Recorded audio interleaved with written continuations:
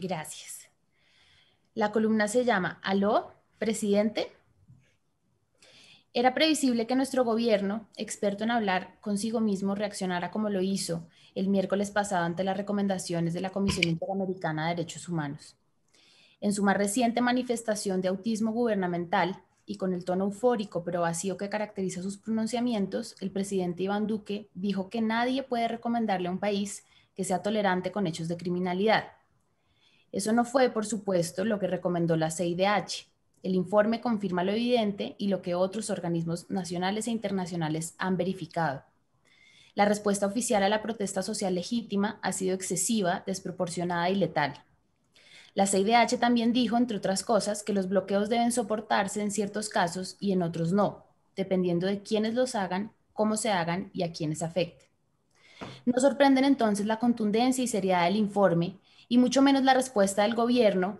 La caja de resonancia desde la que Iván Duque decide sobre la suerte de Colombia es cada vez más preocupante. Y es que este pronunciamiento es solo uno más en la lista de mensajes mediocres que Duque promulga sin escuchar nada más que el aplausómetro ininterrumpido de sus asesores, que a veces parecerían trabajar más bien al servicio de sus contradictores políticos en el diseño de las estrategias de comunicaciones. El lunes pasado, Duque protagonizó un nuevo capítulo de su serie de bochornos internacionales, rindiéndole un homenaje póstumo a la magistrada estadounidense Ruth Bader Ginsburg, en el que se inventó que una de sus grandes causas era la exigencia de los deberes a la ciudadanía. En sus 27 años en la Corte Suprema estadounidense seguramente algo dijo esa institución del derecho al respecto, pero presentarla como una de sus banderas es una demostración de la deshonestidad intelectual del presidente de Colombia. Días antes, en pose de youtuber predicador, dijo que el estallido del emprendimiento supera el estallido social. Estos episodios de desatino se suman al programa Prevención y Acción, un monólogo interminable y un abuso del espectro electromagnético que maquillaba la propaganda oficial con información sobre la pandemia del coronavirus. El primer día del paro fue el último del presidente presentador, pues entendió que en ese nuevo escenario la gente sí vería su magazine para reclamar respuestas concretas ante una crisis sobre la que él no tiene nada que decir. Sin embargo, Iván Duque parece haber sufrido un síndrome de abstinencia de figuración pública, pues reemplazó ese programa con un noticiero digital del mediodía titulado Casa de Nariño en línea, que difunde las opiniones del gobierno en forma de noticia.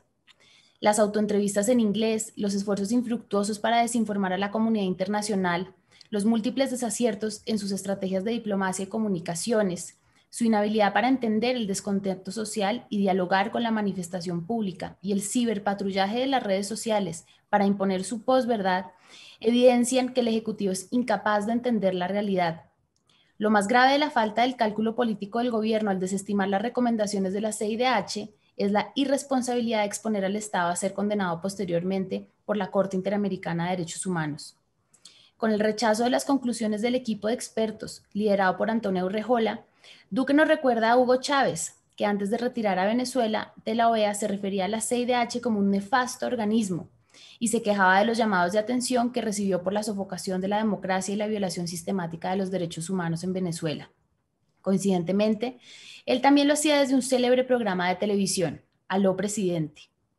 Mientras el gobierno persista en su soliloquio despótico, seguirá creciendo el descontento social, la alienación en el escenario internacional y la concentración de poder.